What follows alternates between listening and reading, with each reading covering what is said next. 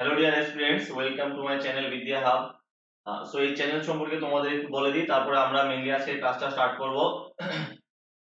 এই চ্যানেলে আমাদের নেক্সট টেট এক্সামের কথা মাথায় রেখে যেটা এপ্রিল এবং মে মাসে হবে, এপ্রিল মাসে টেট 2 এবং মে মাসে টেট 1। তো ম্যাথস এর এবং সায়েন্সের রিলেটেড ক্লাস তোমরা এই চ্যানেলে পাবে, রেগুলার বেসিসে ক্লাস পাবে। এবং এই ক্লাসটা তো রেকর্ডেড হবে, রেকর্ডেড তোমরা ক্লাসটা দেখতে পারবে, কিন্তু পরবর্তী সময়ে লাইভ ক্লাস হবে। ম্যাথস এর এবং সায়েন্সের উপর মক টেস্ট নেওয়া হবে।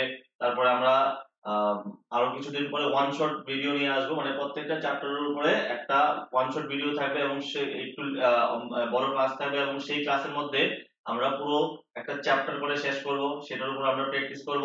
তো রেগুলার ক্লাস পাবে এই চ্যানেলে। তো যারা যারা টেট এক্সপিরিয়েন্স আছো এখানে ক্লাসে, তোমরা সবাই চ্যানেলটা সাবস্ক্রাইব করে রাখতে পারো, পাশে থাকো। এখানে তোমাদের যে এক্সামের প্রিপারেশনে অবশ্যই আমি আশা রাখছি যে অনেকটা হেল্প হবে।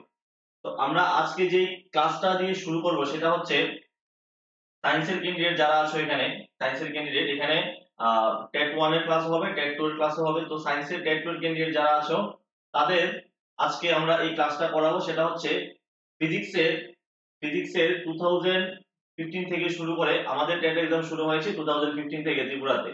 তো 2015 থেকে শুরু করে 2022 পর্যন্ত, 22 তে লাস্ট এক্সাম গিয়েছে, 22 পর্যন্ত যতগুলা এক্সাম হয়েছে সব এক্সামে ফিজিক্সের যে কোশ্চেন ছিল, প্রিভিয়াস ইয়ারে ফিজিক্সের যে কোশ্চেন ছিল, সেই কোশ্চেনগুলো আমরা আজকে ডিসকাস করব।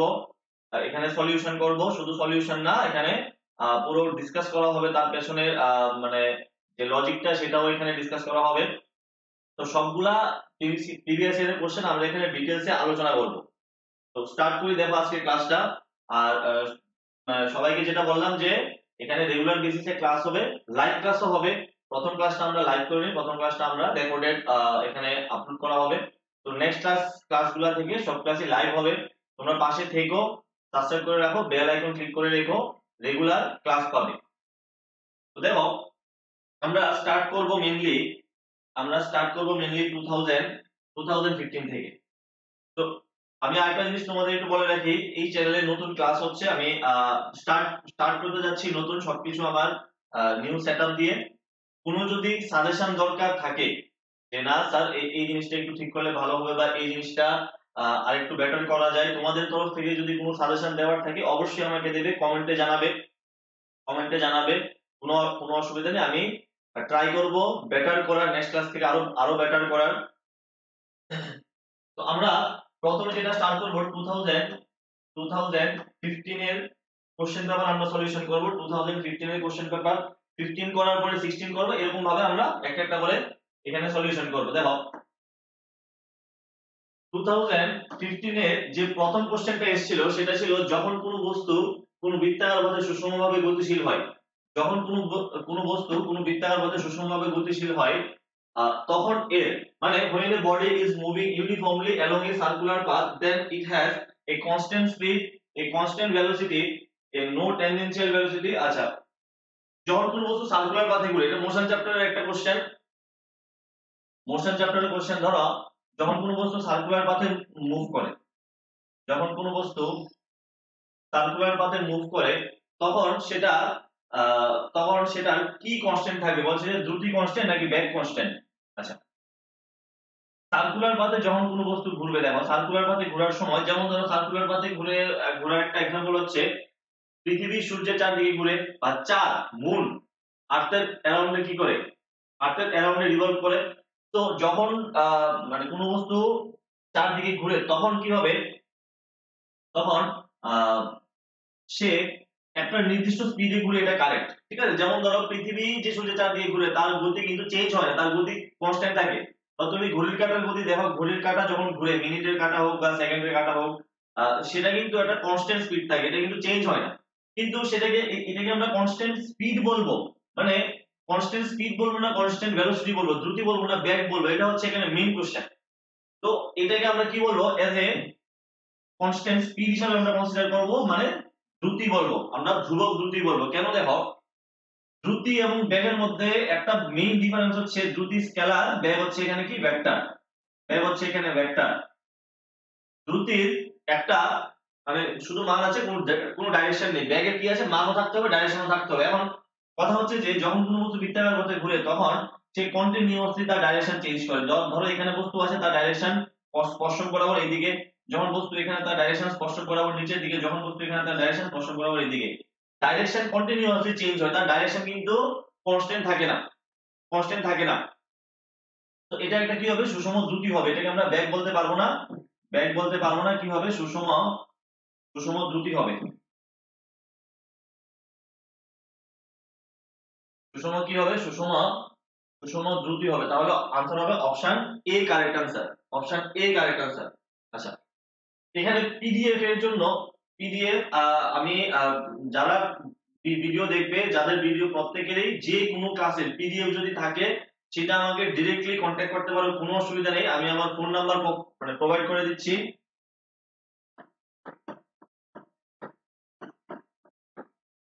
এটা হচ্ছে আমার phone number, contact number, WhatsApp number, একই নাম্বার সবকিছুতে। তো তোমাদের যদি এই পিডিএফ দরকার থাকে তাও আমাকে এসএমএস করতে পারো, কোনো অসুবিধা নেই। বা ফার্দার যে ক্লাসগুলো করাবো এখানে মানে ওই ক্লাসগুলোর পিডিএফ আমি ক্লাস করার পরেই পিডিএফ তোমাদের প্রোভাইড করে দিয়ে দেবো, ঠিক আছে? কারণ পিডিএফ এর জন্য আমি দেখি এমন একটা সমস্যা, যেটা আহ, সব স্টুডেন্টের শুধু একটাই চাহিদা, পিডিএফ আর পিডিএফ। তো পিডিএফ দিতে কোনো অসুবিধা নেই। ওর সমস্যা হচ্ছে পিডিএফ এর জন্য কানেক্ট কিভাবে করবে। অনেকে দেখো, অনেকে মানে ইউটিউব ভিডিও নিচে কমেন্ট করে যে পিডিএফ দিতে, কিন্তু পিডিএফ আমি তোমাকে দেবো কিভাবে? তো এটার জন্য তোমাকে আমার সঙ্গে কন্ট্যাক্ট করতে হবে। আচ্ছা, নেক্সট দেখো, নেক্সট দেখো কোশ্চেন নাম্বার 2, মানে 2015 এর কোশ্চেন নাম্বার 2। সূর্য হতে যে উপায়ে পৃথিবীতে তাপের প্রবাহ ঘটে, সূর্য হতে যে উপায়ে পৃথিবীতে তাপের প্রবাহ ঘটে সেটা কি দেখো। মানে the mode of propagation of heat from the sun to the earth is, আচ্ছা, কোন প্রসেসে সান থেকে আর্থের মধ্যে হিট আসে, এটা হবে শুধুমাত্র বিকিরণ। শুধুমাত্র বিকিরণ মানে radiation alone.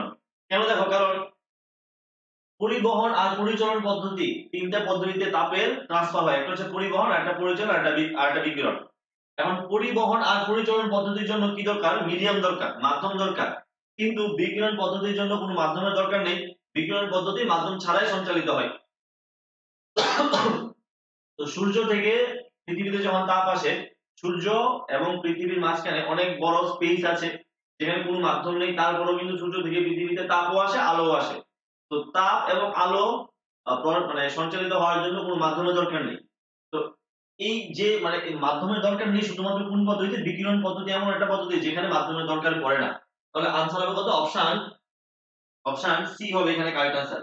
Question number, question number 3, question number 3 আর এখানে হবে 136।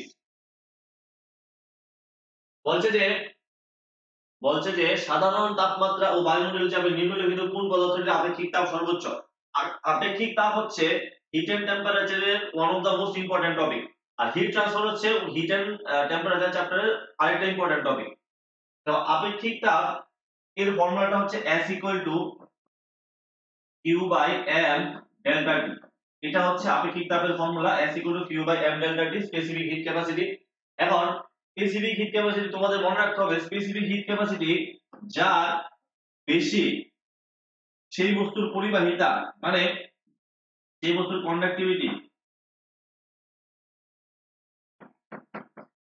কন্ডাক্টিভিটি কত কি হবে, কম হবে। যে বস্তুর পরিবাহী আপেক্ষিক তাপ বেশি হবে সেই বস্তুর কন্ডাক্টিভিটি কি হবে, কম হবে। মানে যে বস্তুর আপেক্ষিক তাপ যত বেশি সেটা তত কুপরিবাহী বস্তু, মানে তাপের জন্য একটা মন্দ পরিবাহী বলতে পারি আমরা।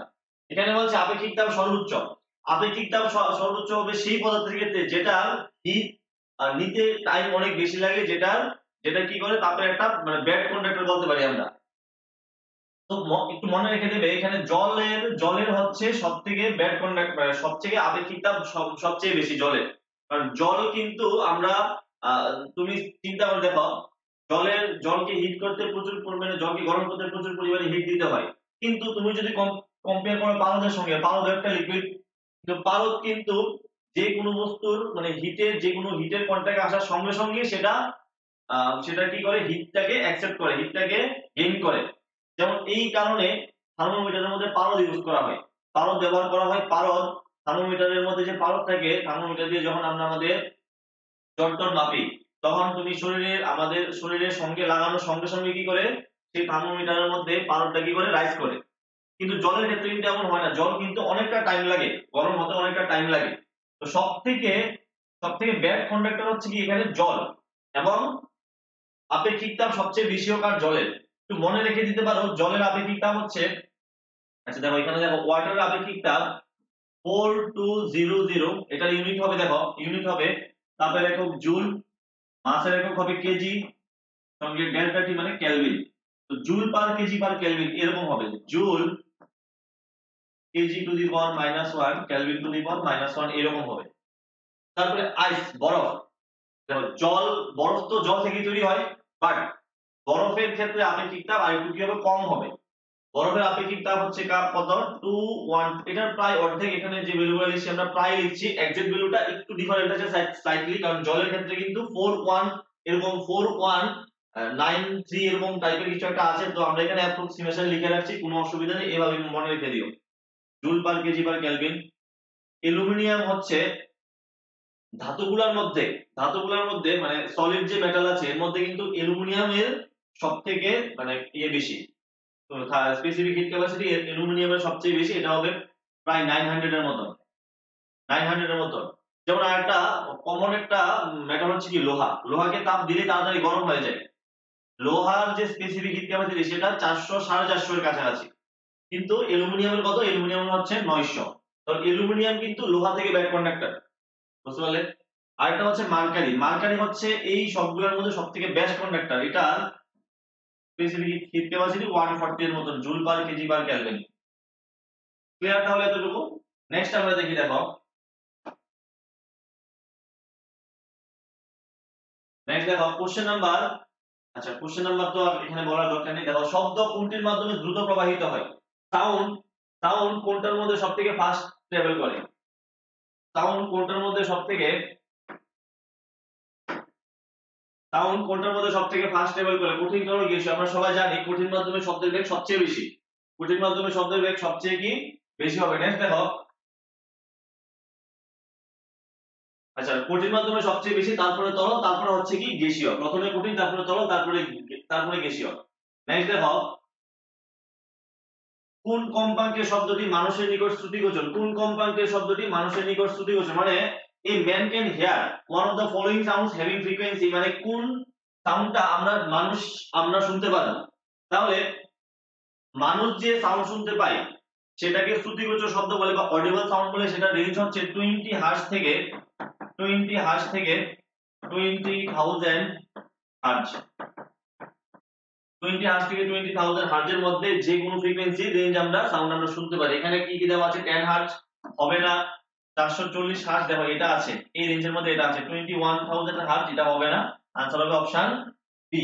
এটা কোন ইয়ারের কোশ্চেন বলো তো, 2015। অবভিয়াসলি 2015 এর एग्जाम ইজি হয়েছিল, 2015 বলো 16 বলো তখন তো एग्जाम ইজি হতো, বাট এখন দিন দিন एग्जाम এর প্যাটার্ন চেঞ্জ হচ্ছে, एग्जाम এর কোশ্চেন পেপার একটু লেভেল বাড়ছে, তো সেই অনুযায়ী আমরা মানে সবগুলো আগে প্রিভিয়াস ইয়ার কোশ্চেন করে তারপরে কিন্তু আমাদের প্র্যাকটিস ক্লাস থাকবে, ওই ক্লাসগুলো মেইন থাকবে, ওইখানে আমরা 2015 এর एग्जाम এর উপর বেস করে আমরা বিভিন্ন কোশ্চেন প্র্যাকটিস করব, যেগুলো লেভেল অনেকটা হাই থাকবে।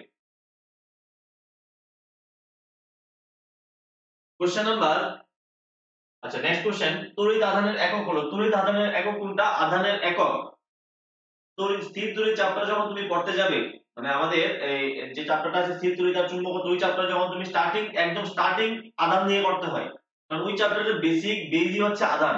তো আধানের এসআই একক হচ্ছে কি কুলম্ব, আধানের এসআই একক কে কুলম্ব, আধানের এসআই একক হচ্ছে কে, আধানের এসআই একক হচ্ছে কুলম্ব, আধানের এসআই একক কে কুলম্ব। নেক্সট কোশ্চেন দেখো, question number 1, question next question, চাপের এসআই একক কোনটি, চাপের এসআই একক, তো চাপের সূত্র হচ্ছে বল বাই ক্ষেত্রফল, চাপের সূত্র হচ্ছে প্রেসার, প্রেসার ইকুয়াল টু কত হবে, ফোর্স বাই এরিয়া। এই যে কোশ্চেনটা বিশ্বাস করবে না, তুমি 2 থেকে 2 বার বা সম্ভবত 3 বার এসেছে প্রিভিয়াস ইয়ারে, 8 বছরের কোশ্চেন পেপারের মধ্যে এই কোশ্চেনটাই 3 বার এসেছে, এত এত ইম্পর্টেন্ট এই কোশ্চেনটা, বেসিক কোশ্চেন বাট বারবার পরীক্ষায় আসে, কেন আসে জানি না, টিআরবিটি জানে। দেখো চাপের এসআই একক হলো নিউটন পার মিটার স্কয়ার বা পাস্কাল। চাপের অনেকগুলো একক আছে, নিউটন পার মিটার স্কয়ার আছে, একটা আছে মিলিমিটার পার, একটা আছে টর, তাহলে মানে অনেকগুলো ইউনিট আছে, তিনটা চারটার মতো ইউনিট আছে চাপের। আমরা পরের কোশ্চেনগুলো তো দেখবো। নেক্সট দেখো, নিম্নলিখিত কোন পদক্ষেপটি তড়িৎ সলিনয়েডের চুম্বক ক্ষেত্রে শক্তি হ্রাস ঘটাবে? দেখো এটা ভালো কোশ্চেন। এখানে এই কোশ্চেনটাও কিন্তু এই চ্যাপ্টারের তড়িৎ এবং চুম্বকত্ব দুইটা। এখানে নিম্নলিখিত কোন পদক্ষেপটি তড়িৎ সলিনয়েডের চুম্বক ক্ষেত্রে শক্তি হ্রাস ঘটাবে? Which of the following measures will decrease the strength of the magnetic field on a current carrying solenoid? দেখো সলিনয়েডের তাপমাত্রা বৃদ্ধি। দেখো একটা সলিনয়েড আমরা জানি এরকম টাইপের থাকে।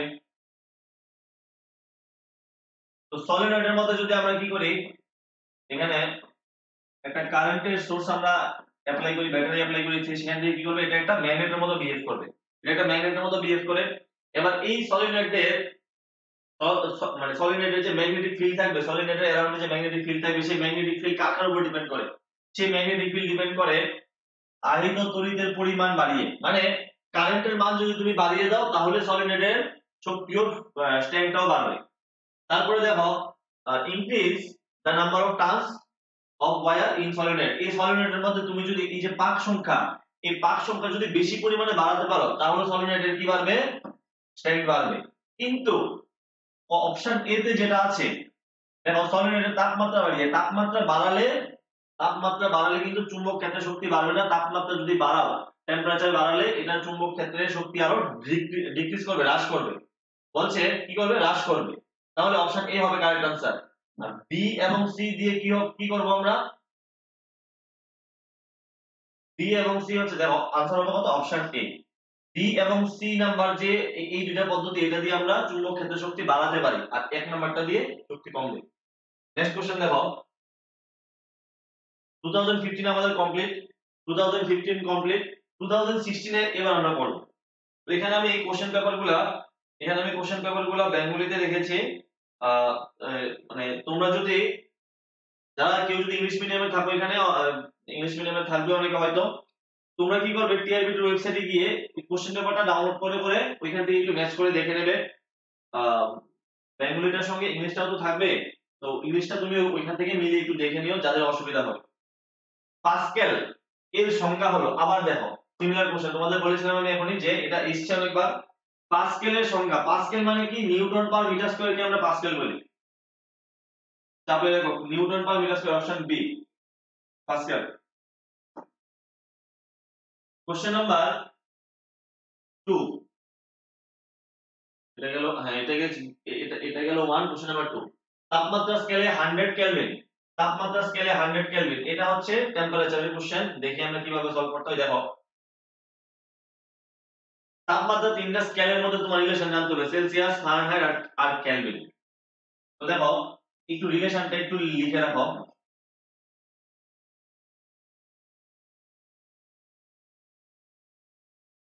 এটা ধরো ডিগ্রি সেলসিয়াস স্কেল, এটা ধরো কেলভিন স্কেল, এটা ধরো কেলভিন স্কেল, এটা ধরো ডিগ্রি ফারেনহাইট স্কেল। তো এখানে এটা Celsius scale lowest temperature 0 degree Celsius, highest temperature 100 degree Celsius. Kelvin স্কেলের লোয়েস্ট টেম্পারেচার হচ্ছে 273 কেলভিন, হাইয়েস্ট টেম্পারেচার হচ্ছে 373 কেলভিন। ফারেনহাইট স্কেলের হচ্ছে 32 ডিগ্রি ফারেনহাইট, আর এটা হবে 212 ডিগ্রি ফারেনহাইট। এবার এই তিনটার মধ্যে রিলেশন বানাবো। দেখো রিলেশনটা এরকম ভাবে বানাতে হয়, সেলসিয়াস স্কেলে সি লিখবো মাইনাস নিম্ন স্থিরাঙ্ককে বিয়োগ করে দেব। নিম্ন স্থিরাঙ্ক কত? 0, লোয়েস্ট টেম্পারেচার। নিচে কি করব আমরা, এখানে দেখো হাইয়েস্ট পয়েন্ট আর লোয়েস্ট পয়েন্টের মধ্যে কত ঘরের ডিফারেন্স, দেখো 100 থেকে 0 মাইনাস করে দাও, 100 ঘরের ডিফারেন্স। এখানে দেখো 373 থেকে 273 মাইনাস করে দাও, এখানেও 100 ঘরের ডিফারেন্স। 212 থেকে 32 মাইনাস করে দাও, 180 ঘরের ডিফারেন্স। ঠিক আছে, সি সি মাইনাস 0, ওই যে ডিফারেন্সটা আছে এটা দিয়ে ডিভাইড করে দেবো 100। কেলভিন স্কেলের কে লিখবো, মাইনাস লিখবো 273 ডিভাইড বাই কত হবে 100। এফ মাইনাস লোয়েস্ট টেম্পারেচার 32 নিচে হবে কত 180। এই দুটো যদি আমি ইকুয়াল করে দিই, তাহলে কি করতে পারি দেখো, সি এবং কে এর মধ্যে সেলসিয়াস এবং কেলভিনের মধ্যে একটা রিলেশন বেরোবে C equal to K minus 273। মানে সেলসিয়াস স্কেল থেকে কেলভিন থেকে সেলসিয়াস স্কেল নিতে অলওয়েজ কত করব আমি 273 মাইনাস করতে হবে। তো আমার কোশ্চেনে দেওয়া আছে 100 কেলভিন, অপশনে দেওয়া আছে ফারেনহাইটও দেওয়া আছে, সেলসিয়াসও দেওয়া আছে, সেলসিয়াস ফারেনহাইট, অপশনে সেলসিয়াসও দেওয়া আছে, ফারেনহাইটও দেওয়া আছে। তাহলে আমরা আগে সেলসিয়াসে কনভার্ট করে দেখো। কে কত 100 কে 100 কেলভিন মাইনাস এর 273 মাইনাস করলে কত হবে মাইনাসের 173 ডিগ্রি সেলসিয়াস। দেখো অপশনে মাইনাসের 173 ডিগ্রি সেলসিয়াস আছে কিনা, সেলসিয়াসের একটা আছে এত, একটা আছে এত, অপশনে নেই। অপশন ডি ও হবে না, অপশন সি ও হবে না, এ এবং ডি এর মধ্যে একটা হবে आंसर। তারপর আমরা বার করব সেলসিয়াসের সঙ্গে ফারেনহাইটের কি রিলেশন। দেখো সেলসিয়াসের সঙ্গে ফারেনহাইটের কি relation,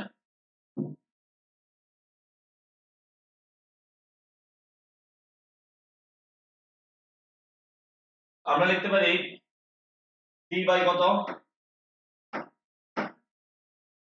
T by 100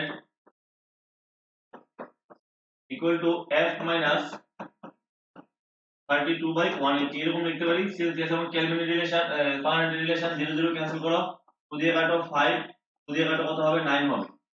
3 by 5 F minus 32 by 9। তাহলে এইটা হবে সেলসিয়াস এবং কি ফারেনহাইটের মধ্যে রিলেশন। তো এই রিলেশন আমি বসিয়ে দেখি এখন आंसरটা কত আসে। দেখো সি এখানে সেলসিয়াস স্কেলের কত -173, মাইনাসের 173 নিচে 5 ইকুয়াল টু ফারেনহাইটের তো আমরা বার করব, নিচে হবে কত 9।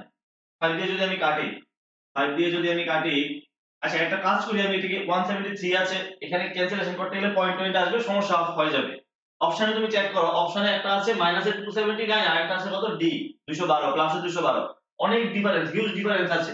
তো আমি একটা কাজ করি, এখানে 3 না ধরে 5 ধরে আমি ক্যান্সেলেশনটা করি, সুবিধা হবে আমাদের জন্য, টাইম সেভ হবে।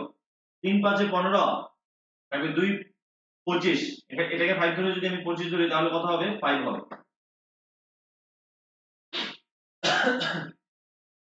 তাহলে মাইনাসের 35 থাকবে এখানে, এদিকে কত হবে f মাইনাস 32/9 f মাইনাস, আচ্ছা ইকুয়াল টু এটা দিয়ে মাল্টিপ্লাই করলে কত হবে 9 5 9 45 5 ক্যারি হবে 4 27 থেকে 31 মাইনাসের 315 হবে, আর মাইনাসের 32 থেকে রাইট সাইডে পাঠালে হবে প্লাসের 32। তাহলে এখান থেকে পাবো কত, আমি এখান থেকে পাবো 3, এখান থেকে কত হবে 28 এরকম থাকবে, মাইনাসের 283। তো মাইনাসের 283 आंसर হবে অপশন এ। কেন দেখো আমি তো এখানে অ্যাপ্রক্সিমেশন নিয়েছিলাম 5 ধরে, তার জন্য এরকম এসেছে, এক্সাক্ট ভ্যালু ক্যালকুলেশন করলে এটাই আসবে। নেক্সট দেখো দ্বিচক্রযানের উৎপাদন সময়ে অনুমোদিত শব্দ সীমা, মানে আমাদের যে ভেহিকেল আছে, ভেহিকেলের মধ্যে যে দ্বিচক্রযান বলতে টু দুই চাকার যে ভেহিকেল গুলো আছে, বাইক বিশেষ করে বাইক, তো দুই চাকার ভেহিকেলের দুই চাকার ভেহিকেলের দুই চাকার ভেহিকেলের ক্ষেত্রে যে সাউন্ডের যে লিমিট সেটা কত দেওয়া আছে, সেটা হবে आंसर হবে 75 ডেসিবেল। আমি তোমাদের আরেকটু বেসিক কিছু লিখে দিচ্ছি, যে মানে অন্যান্য যানবাহনের ক্ষেত্রেও দেখো 80 সেন্টিমিটার সরণ পর্যন্ত, 80 সেন্টিমিটার কিউব সরণ, মানে বাইক দিয়ে তুমি যে যাবে, বাইকের ডিসপ্লেসমেন্ট 80 সেন্টিমিটার কিউব হবে, ডিসপ্লেসমেন্ট না সরি, তার যে ভলিউম, তার যে আয়তন রাস্তার মধ্যে সে যে জায়গা দখল করবে সেটা কত 80 সেন্টিমিটার কিউব। নরমালি একটা বাইকের ক্ষেত্রে তার যে ভলিউম দখল করে সেটা 80 সেন্টিমিটার কিউবের কাছাকাছি থাকে। আচ্ছা, তো 80 সেন্টিমিটার কিউব যানবাহনের জন্য যে শব্দ সীমা সেটা হচ্ছে কত 75 ডেসিবেল। তারপরে তুমি যদি দেখো 80 থেকে 175 সেন্টিমিটার কিউব, 80 থেকে যে কোনো কারের ক্ষেত্রে 80 থেকে 175 সেন্টিমিটার কিউব যে কোনো যানবাহনের ক্ষেত্রে শব্দ সীমা হচ্ছে 78 ডেসিবেল। তারপরে হচ্ছে তোমার 175 এর উপরে 175 সেন্টিমিটার কিউব এর উপরে যে কোনো যানবাহনের জন্য কত হবে? এটা হবে 80 ডেসিবেল। 80 ডেসিবেল, এটা হচ্ছে তার সাউন্ড লিমিট। আনসার কত হবে আমাদের? Option A. নেক্সট কোশ্চেন দেখো, প্রচলিত প্রথা অনুযায়ী সিল্ক দিয়ে কাচদণ্ডকে ঘর্ষণ করলে কাচে যে আধান উৎপন্ন হবে তা হলো সিল্ক দিয়ে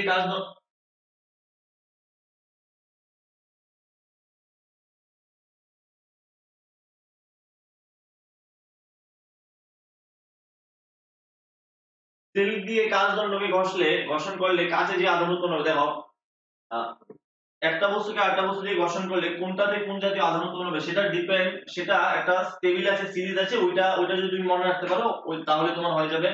তো দেখি এখানে আমরা যে প্রচলিত প্রথা অনুযায়ী সিল্ক দিয়ে কাচকে কে ঘর্ষণ করলে, তো এটা যে সিরিজটা সেটা হচ্ছে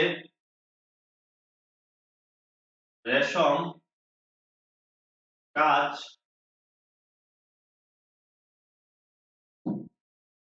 কাগজ,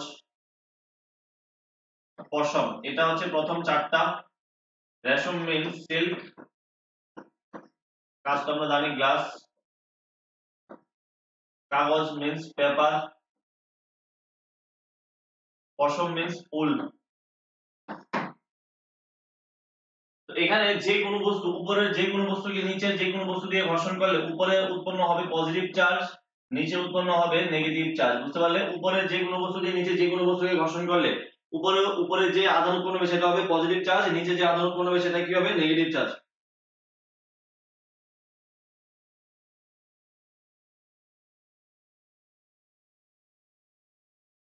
একটা সেকেন্ড, উপরে পশম হবে, হ্যাঁ উপরে পশম হবে, উপরে পশম হবে, নিচে হবে রেশম।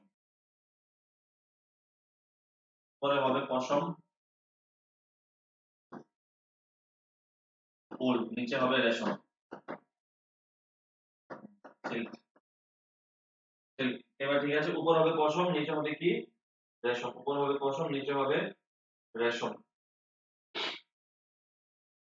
তাহলে বলছে যে সিল্ক দিয়ে কাচদণ্ডকে ঘর্ষণ করলে কাচে সিল্কের সঙ্গে কাচের ঘর্ষণ করবে, তাহলে কাচে যে আধান উৎপন্ন হবে, দেখো কাচে যে আধান উৎপন্ন হবে, কাচে কি হবে? কাচ আছে উপরে, সিল্ক আছে নিচে, কাচে হবে ধনাত্মক আধান। কাচে হবে ধনাত্মক আধান। যদি বলতো সিল্ক তাহলে সিল্কে হতো কি? ঋণাত্মক আধান। যদি বলতো সিল্ক তাহলে বলতাম আমরা ঋণাত্মক আধান। নেক্সট দেখো, কোশ্চেন নাম্বার 5, নিম্নলিখিত গুলির মধ্যে কোনটি আধান বিভব প্রভেদ কৃতকার্যের মধ্যে সম্পর্ক? একটা বেসিক কোশ্চেন এটা, তুমি বিভব প্রভেদ যদি পড়ো বা বিভব পড়ো তাহলে তুমি এই কোশ্চেন আনসার করতে পারবে। বিভবের ফর্মুলা V = W/Q। এটা ডেফিনেশন কি রকম? কোন একটা আধানকে, বিভব প্রভেদের ডেফিনেশন দিচ্ছি আমি, পটেনশিয়াল ডিফারেন্স।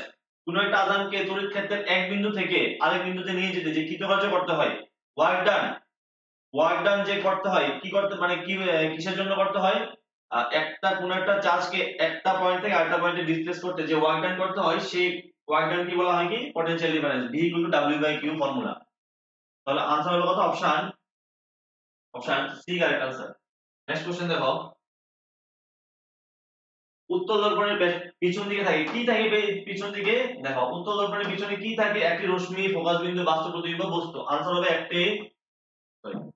আনসার হবে ফোকাস বিন্দু। এই হচ্ছে উত্তল দর্পণ।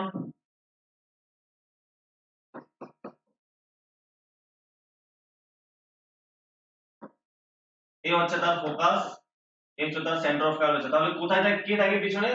ফোকাস থাকে পিছনে। নেক্সট দেখো, কোশ্চেন নাম্বার 7, 1986 সালের 8ই মার্চ হ্যালির ধূমকেতু পৃথিবী থেকে শেষ দেখা গেছিল। এরপর আবার কোন সালে তাকে পৃথিবীতে দেখা যাবে? আমরা জানি 76 ইয়ার পর পর দেখা যায়। তাহলে হ্যালির ধূমকেতু কত বছর পর পর দেখা যায় পৃথিবীতে? 76 ইয়ার পর পর দেখা যায়। তো এই অনুযায়ী 1986 প্লাস কত হবে? প্লাস হবে 72, কত হবে? 2062 সনে আবার দেখা যাবে হ্যালির ধূমকেতুকে। নেক্সট কোশ্চেন দেখো, আচ্ছা 2016 আমাদের কমপ্লিট, 2017 দেখো। এবার 2017 এর প্রথম কোশ্চেন হচ্ছে, নিচের লেখচিত্রে সরল রেখা AB, এই যে ডায়াগ্রাম গ্রাফ দেওয়া আছে, এই গ্রাফের মধ্যে এদিকে ডিনোট করছে কি ভেলোসিটি ব্যাক, এদিকে ডিনোট করছে ভেলোসিটি ব্যাক, এদিকে ডিনোট করছে সময় t। আচ্ছা, এদিকে সময় দেওয়া আছে টাইম t। তো এখানে এই যে গ্রাফটা, এই গ্রাফটা a টু b, এখানে এই গ্রাফটা কি ডিনোট করে, দেখো ব্যাক সময় লেখচিত্রের মধ্যে এইরকম গ্রাফ ডিনোট করে সমত্বরণ, ঠিক আছে, মানে ইউনিফর্ম অ্যাক্সেলারেশন। যদি বলতো এখানে vt গ্রাফ, সরি যদি বলতো এখানে st গ্রাফ, st, তাহলে ডিসপ্লেসমেন্ট টাইম গ্রাফ, সরণ সময় লেখচিত্র, আর এরকম দিয়ে দিত, তাহলে বলতাম যে আমরা সমবেগে গতিশীল বস্তু। কিন্তু ব্যাক সময় লেখচিত্রের মধ্যে যদি এরকম থাকে বলবো সমত্বরণ। যদি যদি এরকম না দিয়ে কার্ভ দেয়, যদি ধরো এরকম কার্ভ দিত, এরকম কার্ভ দিত, তাহলে বলতাম আমরা কি অসমতরণ। নেক্সট দেখি, এগুলা যখন আমি ক্লাস করাবো, প্রত্যেকটা চ্যাপ্টার যেটা আছে ফিজিক্সে বা কেমিস্ট্রির ওয়ান শট করাবো তোমাদের। ওয়ান শট করানোর সময় আমি খুব অল্প সময়ের মধ্যে সবগুলা রিভিশন করব। আমরা যা যা আছে আমাদের সিলেবাসে সবগুলা রিভিশন করব ওয়ান শটের মধ্যে। থিওরি রিভিশন করব, তারপরে এমসিকিউ রিভিশন করব। নেক্সট দেখো question number 2, 20 metre per second square ত্বরণযুক্ত 150 গ্রাম ভরের একটি বলকে 20 মিটার পার সেকেন্ড স্কয়ার ত্বরণযুক্ত 150 গ্রাম ভরের একটি বলকে 0.1 সেকেন্ড সময় ধরে আঘাত করা হলো, তাহলে ঘাত কত হবে। দেখো এখানে অ্যাক্সিলারেশন দেওয়া আছে 20 মিটার পার সেকেন্ড স্কয়ার, ভর দেওয়া আছে 150 গ্রাম, কেজিতে কনভার্ট করলে হবে 150 ডিভাইডেড বাই 1000 কেজি। টাইম দেওয়া আছে 0.1 সেকেন্ড। তারপরে বলছে যে তাহলে ঘাত কত হবে। ঘাত মিন্স ফোর্স, ঘাত মিন্স কি ফোর্স। তাহলে ফোর্সের ভ্যালু কত হবে, ফোর্সের ভ্যালু হবে m a বলতে পারি আমরা। একটা সেকেন্ড, ঘাত এখানে অপশনগুলো কিসে কিসে দেওয়া আছে, নিউটন সেকেন্ড, নিউটন সেকেন্ড আছে, নিউটন সেকেন্ড যেটা দেওয়া আছে। এখানে ঘাত বলতে, এখানে ঘাত বলতে বোঝাবে তোমার বলের ঘাত, এখানে ঘাত বলতে বোঝাবে বলের ঘাত। দেখো যখনই এরকম কোনো প্রবলেম হবে, যেমন ধরো এখানে আমি ঘাত বলতে, কিন্তু ঘাত বলতে বলকে বোঝানো হয়, ঘাত বলতে আরেকটা জিনিস আছে যেটা হচ্ছে বলের ঘাত, মানে ইম্পালস। যখনই এরকম কোনো সমস্যা তৈরি হবে যে আমি বুঝতে পারছি না এটা কি মিন করছে, সঙ্গে সঙ্গে কোশ্চেন পেপারে, বাংলা কোশ্চেন পেপারে বাদিকে থাকবে ইংলিশটা, ইংলিশটা দেখে নেবে, তাহলেই হবে। ভাই দেখো আমি এখানে ইউনিট দেখে বুঝতে পারলাম যেটা ঘাতের কথা বলছে। তবে ঘাতের সূত্র হলো I ইকুয়াল টু ft। বলের ঘাতের সূত্র হচ্ছে বল ইনটু সময়। বল কত, এখানে বলকে আমরা বার করব m a ইনটু হবে কত t। তো m কত, এখানে m হচ্ছে 150 বাই 1000। ত্বরণ কত, ত্বরণ হচ্ছে 20। টাইম কত, টাইম হচ্ছে 0.1। 0.1 কে আমরা একটা কাজ করি 1/10 লিখি। 0 0 ক্যান্সেল করো, এখানে 0 0 ক্যান্সেল করো, এখানে উপরে হবে কত, 15 ইনটু 2 হবে 30, নিচে হবে কত 100। आंसर হবে 0.3 নিউটন সেকেন্ড। আর 0.3 newton second, option B correct answer.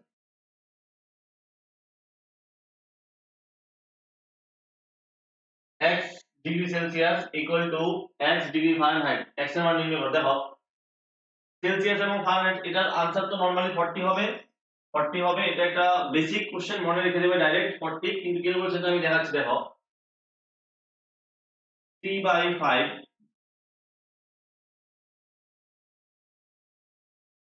Equal to f - 32/9। এখন বলছে যে এমন একটা ভ্যালু যেটা সেলসিয়াস স্কেলও সেম, সেলসিয়াস স্কেলে x দেওয়া আছে, ফারেনহাইট স্কেলেও সেম, এখানে x দেওয়া আছে। তো আমি c এর জায়গায় x বসাবো, x/5 x - 32/9, 9x equal to 5x minus গুণ করলে কত হবে, এটা 0 3 5 15 16 মাইনাস করলে থাকবে এখানে 4x ইকুয়াল টু কত হবে, মাইনাসের 160। তাহলে এখানে x এর ভ্যালু কত হবে, মাইনাসের 160/4, দ্যাট ইজ মাইনাসের 40। এটা ডিগ্রি সেলসিয়াসও হতে পারে, ডিগ্রি ফারেনহাইটও হতে পারে। Option D correct answer.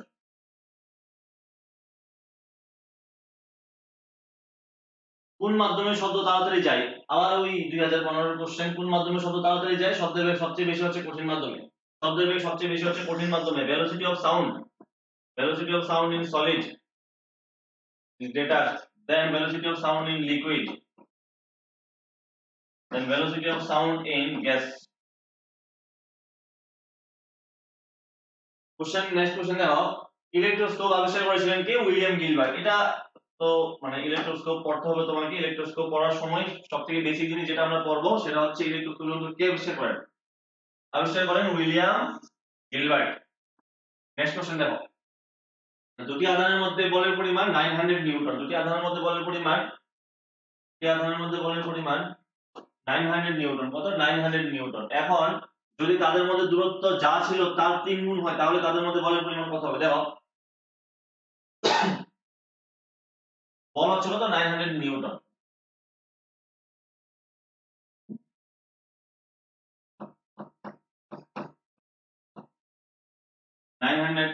এখন বলের সূত্র কি? বলের আচ্ছা লিখে নিব ফর্মুলাটা, k q1 q2 by r square. এটা হচ্ছে কুলম্বের সূত্র। মানে দুইটা আধানের মধ্যে ক্রিয়াশীল বল সমান হচ্ছে কুলম্বের সূত্র। k এর জায়গায় লেখা যায় 1/4 pi epsilon naught by epsilon. এখানে এই ভ্যালুটা দেওয়া আছে কত? 900। এই ভ্যালুটা দেওয়া আছে কত? 900। কোশ্চেনটা হচ্ছে যে এখন তাদের দূরত্ব আগে যা ছিল এখন তার 3 গুণ হয়েছে। দূরত্ব কত গুণ হয়েছে? আগে যা ছিল এখন তার 3 গুণ হয়েছে। তো দূরত্ব যদি 3 গুণ হয়, তাহলে r এর জায়গায় লিখবো কত আমরা? 3r।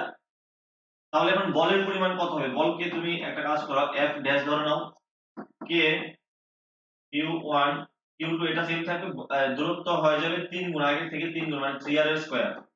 তাহলে লিখবো আমরা k q1 q2 3 কত হবে? 9 হবে, 3 স্কয়ার এটা r স্কয়ার। তো k q1 q2 by r square, এটা তো আগের ভ্যালুটা, এটার ভ্যালু কত ছিল? 900। তো আমরা লিখতে পারি 1/9, 9 টা থাকবে, এই ভ্যালুটা কত? 900। এই ভ্যালুটা কত? 900। কাটো, কাটলে কত হবে? 100 হবে। आंसर হবে কত? 100 newton. Option B correct answer. Next question দেখো, কোশ্চেন নাম্বার 7, উত্তল দর্পণের প্রতিবিম্ব। উত্তল দর্পণের প্রতিবিম্ব কেমন হয়? দেখো, সবসময় সহজ হয়। উত্তল দর্পণের প্রতিবিম্ব মানে কনভেক্স মিরর দ্বারা যে ইমেজটা আমরা পাবো, কনভেক্স মিরর দ্বারা ইমেজটা কি পাবো? সবসময় সৎ হয়, সবসময় অসৎ হয়, সবসময় অবিক্ষিপ্ত হয় না। কি হবে? কখনো অসৎ হয় না। आंसर হবে সবসময় অসৎ হয়। উত্তল দর্পণ দ্বারা প্রতিবিম্ব, উত্তল দর্পণে যে কোনো জায়গায় বস্তু রাখো না কেন, অলওয়েজ কার অসৎ প্রতিবিম্ব আসবে? দর্পণের পেছনে আসবে, ফোকাস এবং মেরুর মধ্যে আসবে। কোশ্চেন নাম্বার 8, 20 সেমি ফোকাস দূরত্ব যুক্ত একটি উত্তল লেন্স থেকে 30 সেমি দূরে যদি কোনো বস্তু থাকে তাহলে তার প্রতিবিম্বের প্রকৃতি ও বিবর্ধন। 20 সেমি ফোকাস দূরত্ব একটি উত্তল লেন্স বলছে এখানে, উত্তল লেন্স।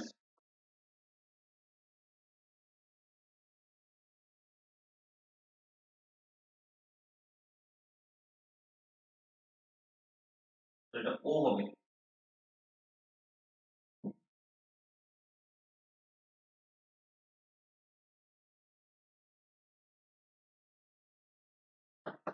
তবে সেকেন্ড ফোকাস, এটা first principal focus, second principal focus. কোশ্চেনে দেওয়া আছে যে 20 সেমি উত্তল লেন্সের ফোকাস অলওয়েজ পজিটিভ হয়। এই ফোকাসটাকে আমরা কাউন্ট করতে হয়।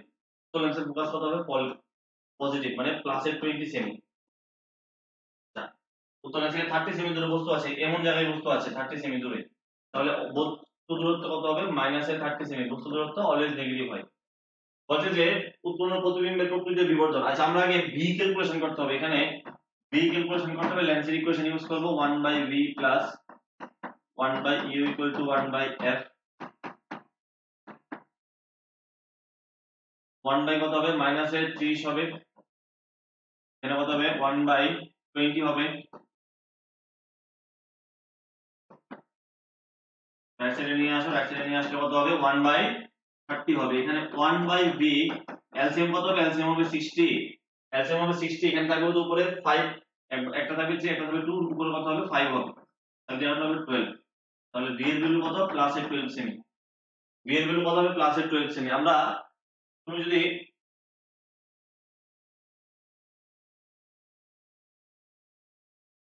সরি একটা জিনিস ভুল করেছি আমরা। কি জিনিস ভুল করেছি আমরা? আমরা ভুল করেছিলাম এখানে, এই যে ইকুয়েশনটা আমরা ইউজ করেছিলাম, এই ইকুয়েশনটা মাইনাস দিয়ে হবে, লেন্সের ক্ষেত্রে তো মাইনাস দিয়ে হবে। লেন্সের ইকুয়েশনটা মাইনাস দিয়ে হবে 1/v minus 1/u equal to 1/m। তো 1/v মাইনাস এত হবে 1/v মাইনাস মাইনাসে এটা মানে এটা মাইনাস মাইনাসে প্লাস হবে, এই সাইডে আসলে কি হবে, এই ভ্যালুটা মাইনাস হয়ে যাবে, এই ভ্যালুটা মাইনাস হয়ে যাবে। তাহলে এখানে কত হবে, তাহলে এখানে উপরে হবে 62 এলসিএম, উপরে হবে কত 3 - 2 1 হবে 1/60 হবে, কত হবে 1/v equal to 1/60, that is v equal to কত 60 সেমি। কতটুকু দূরে আসবে 60 সেমি দূরে, এমন জায়গায় আসবে দেখো, এরকম জায়গায় এরকম প্রতিবিম্ব আসবে। এটা 20 সেমি দূরে, এটা 20 সেমি দূরে, এটা কত, এটা আসবে 60 সেন্টিমিটার দূরে, এরকম জায়গায় প্রতিবিম্ব আসবে। এরকম জায়গায় প্রতিবিম্ব আসলে কি বিবর্তিত হবে এবং বিবর্তিত হবে, ঠিক আছে, এখানে কত হবে বিবর্তিত হবে। তাহলে বলছে যে সোজা, সোজা তো আসবে না, কিরকম আসবে, উল্টা আসবে, উল্টো এবং বিবর্তিত, উল্টো উল্টো উল্টো। Option A B A C হবে না आंसर, অপশন বি এবং ডি এর মধ্যে হবে উল্টো এবং 4 গুণ বিবর্তিত, উল্টো এবং 2 গুণ বিবর্তিত। দেখো এখানে আমরা বুঝতে পারি দেখি যে বস্তু কত দূরে আছে, লেন্স থেকে 30 সেমি দূরে বস্তু আছে, 30 সেন্টিমিটার, 30 সেন্টিমিটার দূরে লেন্স থেকে বস্তু আছে, আর প্রতিবিম্ব এসেছে কত 60 সেন্টিমিটার দূরে, 30 সেন্টিমিটার দূরে প্রতিবিম্ব এসেছে, বস্তু আছে 60 সেন্টিমিটার দূরে প্রতিবিম্ব এসেছে, তাহলে ডাবল দূরত্বে আছে, সাইজও ডাবল হবে, সাইজও কি হবে ডাবল হবে। অপশন হবে অপশন ডি কারেক্ট आंसर, উল্টো এবং 2 গুণ বিবর্তিত, উল্টো এবং কি 2 গুণ বিবর্তিত হবে आंसर, आंसर হবে উল্টো এবং 2 গুণ বিবর্তিত।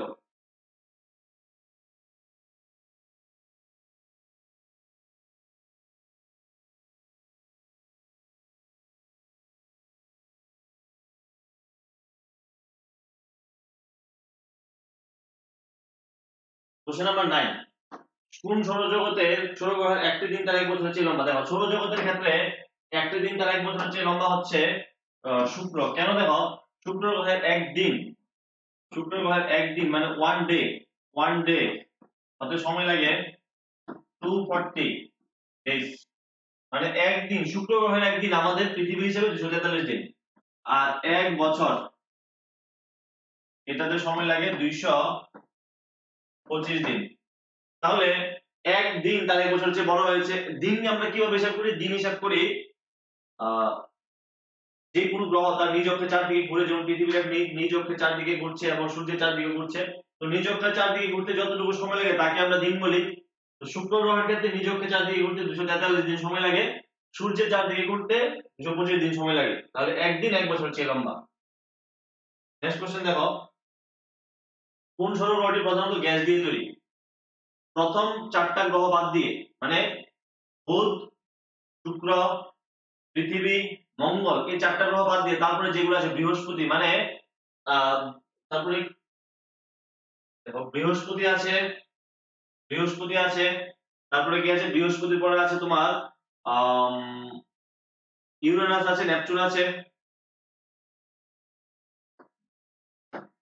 তো বৃহস্পতির পরে আছে শনি, শনির পরে আছে ইউরেনাস, তারপরে নেপচুন। বৃহস্পতির পরে আছে কে, বৃহস্পতি সাইজ একটা বড়, তারপরে আছে শনি, শনি তারপরে আছে ইউরেনাস, তারপরে আছে নেপচুন। বাইরে যে 4টা গ্রহ, এই 4টা গ্রহই প্রধানত গ্যাস দিয়ে তৈরি। তাহলে এখানে आंसर কত, বুধ, শুক্র, মঙ্গল, आंसर হবে বৃহস্পতি, অপশন ডি কারেক্ট आंसर।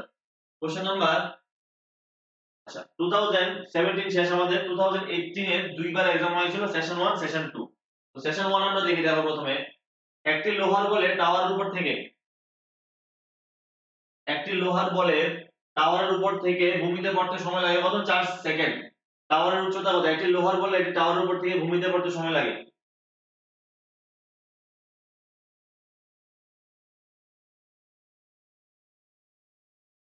একটা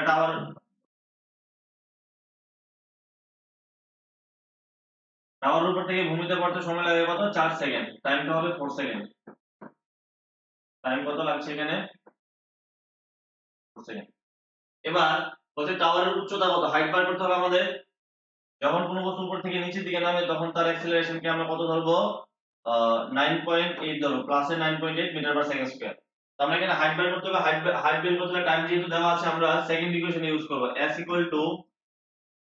ut plus half at square, এরকম equation, second equation of motion যদি বলি আমরা, এই s কে লিখবো আমরা h u। যখন কোনো বস্তু উপর থেকে ছাড়া হয় তার প্রাথমিক গতিবেগ কত হবে, 0 হবে। তো ইউ তো এখানে 0 প্লাস হাফ।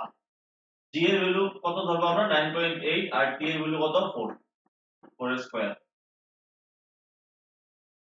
2 দিয়ে 4 এর আচ্ছা ক্যালকুলেশন লিখে নি 9.8 কে যদি কাটি আমি 4.9 হবে। তাহলে কি দেখো তাহলে কত হবে 4.9 ইনটু কত হবে 16।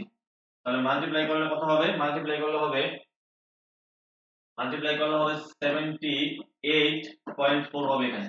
आंसर হবে option D correct answer 78.4। Question number 2 দেখো একটি 5 টন ট্রাক এবং একটি 2 কুইন্টাল গাড়ি সমবেগে ছুটছিল। 5 কুইন্টাল ট্রাক 5 টন ট্রাক এবং 2 কুইন্টাল গাড়ি। 5 টন ট্রাক দেখো 5 টন ট্রাক মানে হচ্ছে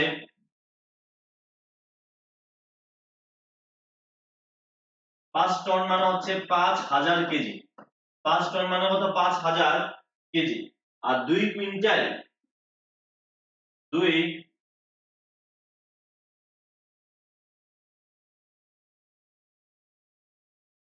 কুইন্টাল মানে হচ্ছে 200 কেজি। শোনো যে বস্তুর ভর বেশি সেই বস্তুর জাড্য বেশি। দুইটা একটা ট্রাক একটা গাড়ি সমান বেগে ছুটছিল। ব্রেক দেওয়ার পর কোন ঘটনাটি আগে ঘটবে? ট্রাকটি বেশি দূরত্ব অতিক্রম করে থামবে না গাড়িটি বেশি দূরত্ব অতিক্রম করে থামবে না দুইটাই সমান দূরত্ব অতিক্রম করে থামবে? অপশন ডি বলছে নির্ভর করবে চালকের উপরে। অপশন ডি কখনোই आंसर হবে না। তোমাকে পরীক্ষা হলে এমন কোনো কোশ্চেনই দেবে না যেটার आंसर একটা ভ্যালু বেসড आंसर হয়। ভ্যালু বেসড आंसर মিন্স এটার आंसर সায়েন্টিফিক্যালি আমরা চিন্তা করব না। আমাদের পুরো आंसरটা সায়েন্টিফিক্যালি চিন্তা করব আমরা চালকের উপর নির্ভর করবে এরকম কোনো आंसर হতেই পারে না। এবার যেটার ভর বেশি সেটা জাড্য বেশি। দুইটা সমান সমান বেগে চলছিল বাট ট্রাকের ভর বেশি 5 টন ট্রাকের সেটা জাড্য বেশি হবে।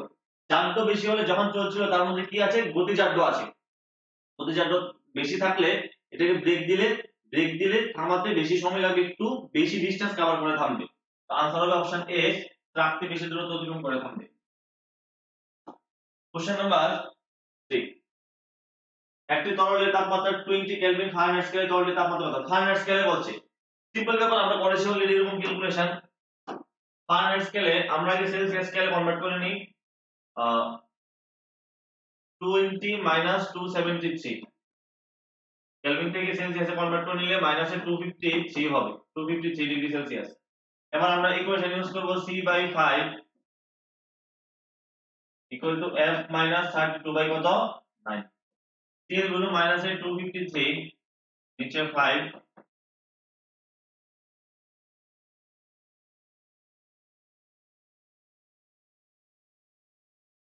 তাহলে এখানে কত হবে f বার করব আমরা মাইনাসে 32 ডিভাইড বাই 9।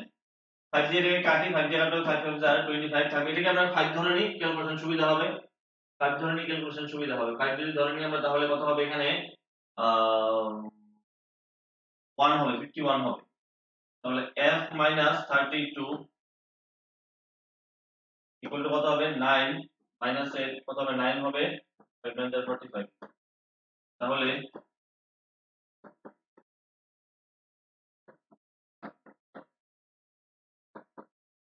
কত হবে 7 2 মাইনাস এর 427 427 তো আমরা এখানে একটু বাড়িয়ে ধরেছিলাম তার জন্য आंसरটা একটু বেশি এসেছে। आंसर হবে option B correct answer.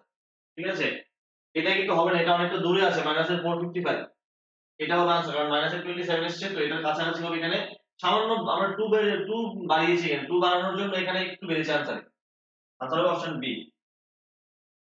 Question number 4 পরীক্ষাগারে একটি নির্দিষ্ট কম্পাঙ্কের শব্দ তৈরি করার জন্য কোন যন্ত্র ব্যবহার করা হয়? পরীক্ষাগারে তোমরা সবাই নিশ্চয়ই সূর্য লাগা দেখেছিলে সূর্য লাগা বা টিউনিং ফর্ক। এই টিউনিং ফর্ক আমাদের কি করি আমরা মেইনলি ফিজিক্সের প্র্যাকটিক্যাল ল্যাবে ইউজ করা হয় বিভিন্ন এক্সপেরিমেন্ট করার জন্য। কোশ্চেন নাম্বার 4 যখন কোনো কম্পনরত শব্দের পৃষ্ঠতল বাড়ানো হয় তখন শব্দের তীব্রতা আচ্ছা এটার যে এই কোশ্চেনটার যে ফুল এক্সপ্লেনেশন একটা শব্দের তীব্রতা কার কার উপর ডিপেন্ড করে তীব্রতা আছে প্রাবল্য আছে এইগুলা আমি শব্দ চ্যাপ্টার করাবো একটা ওয়ান শট চ্যাপ্টার মানে ওয়ান শট করাবো শব্দের পুরো থিওরি একটা ওয়ান শট করাবো তারপরে এমসিকিউ একটা ওয়ান শট করাবো। তো ওইখানে আমি পুরোটা ডিসকাস করব। এখন আপাতত তুমি এটা এরকম মনে রেখে দাও যে পৃষ্ঠতল বাড়লে কোনো মানে শব্দের যে তীব্রতা আছে শব্দের তীব্রতাও বাড়বে। পৃষ্ঠতল বাড়লে শব্দের তীব্রতাও কি বাড়বে। নেক্সট কোশ্চেন ইলেকট্রোম্যাগনেট হলো মানে তড়িৎ চুম্বক, যেটাকে আমরা বলি তড়িৎ চুম্বক। একটি অস্থায়ী চুম্বক, একটি স্থায়ী চুম্বক, একটি শক্তিশালী চুম্বক, কোনটা হবে বলো? একটি অস্থায়ী চুম্বক, একটি স্থায়ী চুম্বক, একটি শক্তিশালী চুম্বক, কোনটা হবে आंसर? তো ইলেকট্রোম্যাগনেট। ইলেকট্রোম্যাগনেট হবে একটা অস্থায়ী চুম্বক, তো ঠিক আছে, ইলেকট্রোম্যাগনেট তো অস্থায়ী চুম্বকই হয়, একটা স্থায়ী চুম্বক তো নয়। বলছে একটি শক্তিশালী চুম্বক নয়, না ইলেকট্রোম্যাগনেট একটা শক্তিশালী চুম্বক, এটা ভুল। অপশনটি বলছে অস্থায়ী বা স্থায়ী চুম্বক নয়, आंसर হবে অপশন এ, কারেক্ট आंसर, বাকিগুলো ভুল। কোশ্চেন নাম্বার 6, তড়িৎ পরিবাহীতে তড়িৎ পরিবহনের দিকের সঙ্গে চুম্বক ক্ষেত্রের অভিমুখ নির্ণায়ক কর্কস্ক্রু সূত্র তৈরি করেন কে? দেখো কোন একটা পরিবাহীর মধ্যে দিয়ে যে যে কারেন্ট তড়িৎ প্রবাহিত হলে তার চারপাশে যে চুম্বক ক্ষেত্র উৎপন্ন হবে সেটা রিলেটেড ফর্মুলা কে দিয়েছিলেন রিঅ্যাকশন বাইর করার জন্য? বিজ্ঞানী বিজ্ঞানী ম্যাক্সওয়েল।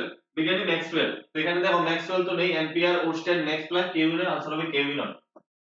তিনি দুইটা সূত্র দিয়েছিলেন ম্যাক্সওয়েল, একটা হচ্ছে ডান হস্ত নিয়ম, ডান হস্তের মুষ্টি নিয়ম বলা হয় এটাকে, রাইট হ্যান্ড থাম্ব রুল বলা হয়, আর একটা হচ্ছে কর্কস্ক্রু রুল। তো এখানে কর্কস্ক্রু রুল কে তৈরি করেন? ম্যাক্সওয়েল, आंसर হবে কেলভিন। এটা आंसर। কোশ্চেন নাম্বার 7, যখন কোনো বস্তু অসীম দূরত্ব থেকে অভিসারী লেন্সের ফোকাসের দিকে অগ্রসর হয়, অভিসারী লেন্সের ফোকাসের দিকে অগ্রসর হবে, অসীম থেকে অভিসারী লেন্সের ফোকাসের দিকে, অভিসারী লেন্স কাকে বলা হয় দেখো? অভিসারী লেন্স বলা হয় মেইনলি উত্তল লেন্সকে, উত্তল লেন্সকে বলা হয় অভিসারী লেন্স। যখন কোনো বস্তু অসীম থেকে অভিসারী লেন্সের ফোকাসের দিকে আসবে, ধরো এটা হচ্ছে ফোকাস f1, অসীম থেকে কোথায় আসবে? অভিসারী লেন্সের ফোকাসের দিকে আসবে, অভিসারী লেন্সের ফোকাসের দিকে আসবে। তো আমি ধরো এইখানে বস্তু রাখলাম, এটা ধরো 2f1, এখানে বস্তু রাখলে এটা ধরো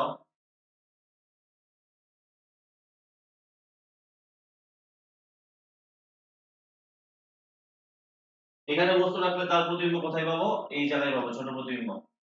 2f1 এ বস্তু রাখলে প্রতিবিম্ব কোথায় পাবো? 2f2 তে পাবো। f1 এবং 2f1 এর মধ্যে বস্তু রাখলে প্রতিবিম্ব কোথায় পাবো? এখানে একটু বড় সাইজের পাবো। f1 এ বস্তু রাখলে প্রতিবিম্ব কোথায় পাবো? ইনফাইনাইটে চলে যাবে। তাহলে যত তুমি সামনের দিকে অগ্রসর হবে তত দেখো প্রতিবিম্ব কোথায় চলে যাবে? দূরে চলে যাবে। তারপরে কেসটা পেছনে চলে আসে, তারপরে কেসটা এক্সেপশনাল কেস, কিন্তু নরমালি এই কেসগুলোতে দেখো যত তুমি বস্তুকে সামনে আনবে প্রতিবিম্ব দূরে চলে যাবে। आंसर হবে লেন্স থেকে দূরে সরে যায়, option C correct answer.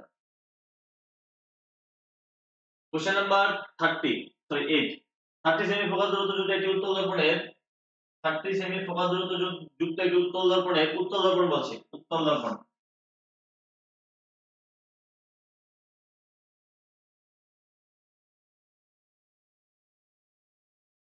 Focus কত? 30 সেমি। 30 সেমি ফোকাস দূরত্ব যুক্ত একটি উত্তল দর্পণের সামনে 30 সেমি সামনে একটি বস্তু রাখছে। এখানে 30 সেন্টিমিটার সামনে একটি বস্তু রাখা হয়েছে। ব্যাপারটা হচ্ছে উত্তল দর্পণের সামনে তুমি যে কোনো জায়গায় এই বস্তু রাখো না কেন, তার যে প্রতিবিম্ব, তার প্রতিবিম্ব সবসময় মেরু এবং ফোকাসের মধ্যে আসবে, এবং সেটা কি প্রতিবিম্ব আসবে? ছোট প্রতিবিম্ব, দর্পণের পেছনে আসবে। তাহলে এখানে কোনো ক্যালকুলেশনের দরকার নেই। অসীম দূরত্বে রাখা হলে তার প্রতিবিম্বের অবস্থান কোথায় হবে? অসীম দূরত্বে না, মেরুতে না, দর্পণের 15 সেমি পেছনে, দর্পণের 15 সেমি সামনে। দর্পণের সামনে তো হবে না, आंसर কোনটা হবে? পেছনে, দর্পণের 15 সেমি পেছনে।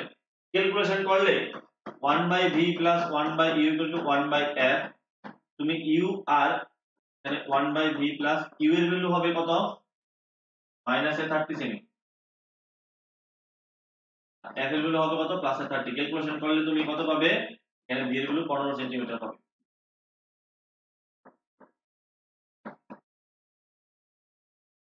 কোশ্চেন নাম্বার 9, গুলীয় নয় এমন দুটি প্রাকৃতিক উপগ্রহ। গুলীয় নয় এমন দুটি প্রাকৃতিক উপগ্রহ হলো মঙ্গলের উপগ্রহ ডিমোস ও Phobos, option D correct answer. মঙ্গলের উপগ্রহগুলি গুলীয় নয়, এগুলি প্রাকৃতিক উপগ্রহ, ডিমোস ও ফোবস। নেক্সট কোশ্চেন দেখো, প্লুটোকে বামন গ্রহ বলার কারণ? প্লুটোকে বামন গ্রহ বলার কারণ হচ্ছে এর যে প্রতিবেশী গ্রহ কি থাকে না? ঠিক থাকে না, মানে প্রতিবেশী কোনো বস্তু ঠিক থাকে না। প্লুটো গ্রহের অ্যাকচুয়ালি গ্রেভিটেশন অনেক কম হওয়ার কারণে, যেমন ধরো পৃথিবী গ্রহের গ্রেভিটেশনের কারণে পৃথিবীর চারদিকে বিভিন্ন স্যাটেলাইট ঘুরে, বলতে পৃথিবী স্যাটেলাইট একটাই চাঁদ, কিন্তু অনেক কৃত্রিম উপগ্রহ, কৃত্রিম স্যাটেলাইট যেগুলো আমরা পাঠাই উপগ্রহ, ওইগুলা কিন্তু পৃথিবীর চারদিকে ঘুরে। কেন ঘুরে? শুধুমাত্র গ্র্যাভিটেশনাল ফোর্সের কারণে।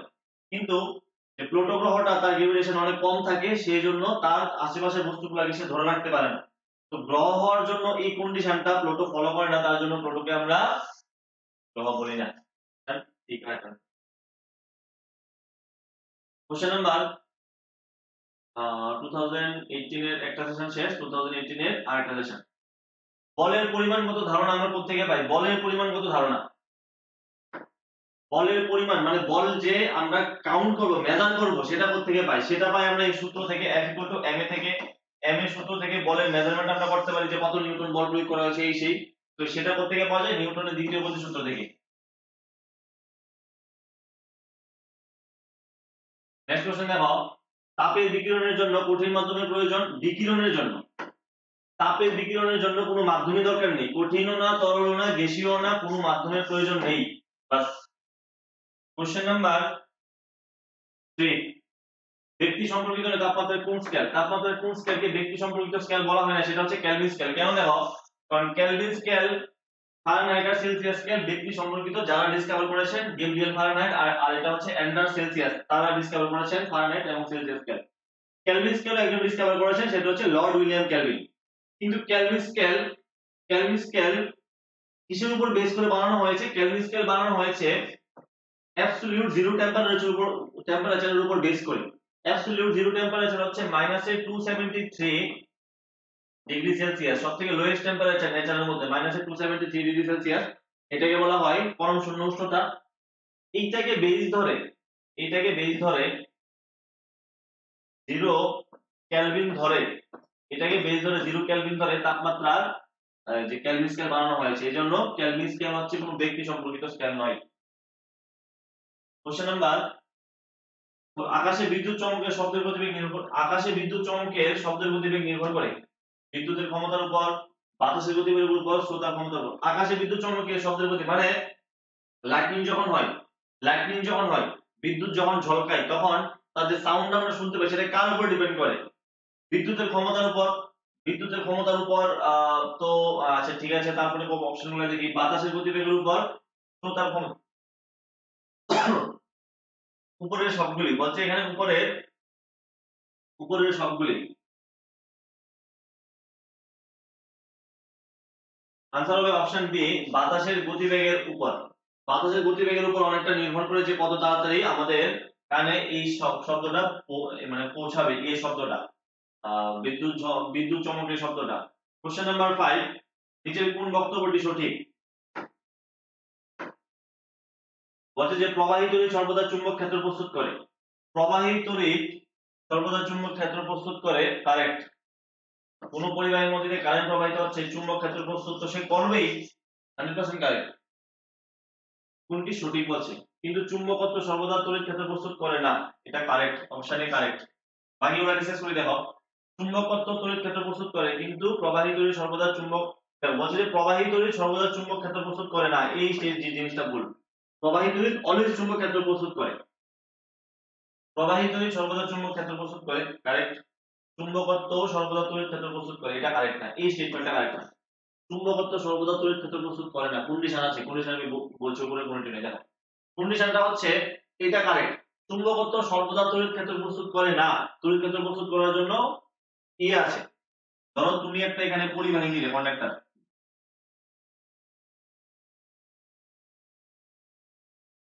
এটা ধরো এখানে একটা গ্যালভানোমিটার কানেকশনে আছে। তো এখানে একটা ধরো পরিবাহী নিলে, একটা পরিবাহী এখানে অনেকটা কয়েলের মতো বানানো আছে, এখানে গ্যালভানোমিটার নিলে, একটা চুম্বক নিলে তুমি, এই চুম্বককে নর্থ পোল আর সাউথ পোল, চুম্বককে যদি খুব স্পিডে তুমি এখান থেকে পাস করাও, খুব স্পিডে এখান দিয়ে পাস করাও, মানে চুম্বক, এই চুম্বক ক্ষেত্রকে তোমার গতিশীল করতে হবে। চুম্বক ক্ষেত্রকে যদি গতিশীল করো, তাহলে এখানে কারেন্ট উৎপন্ন হবে।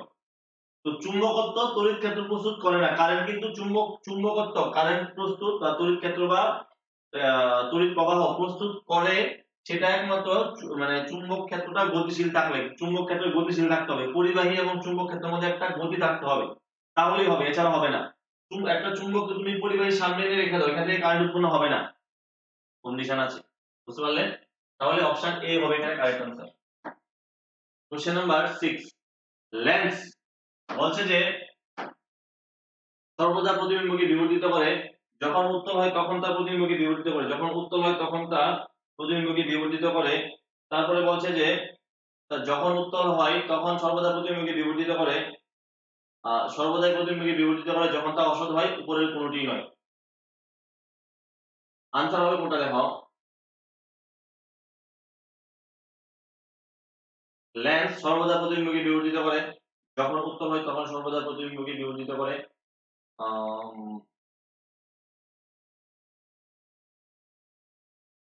লেন্স কি করে, সর্বদা প্রতিবিম্বকে বিবর্তিত করে না।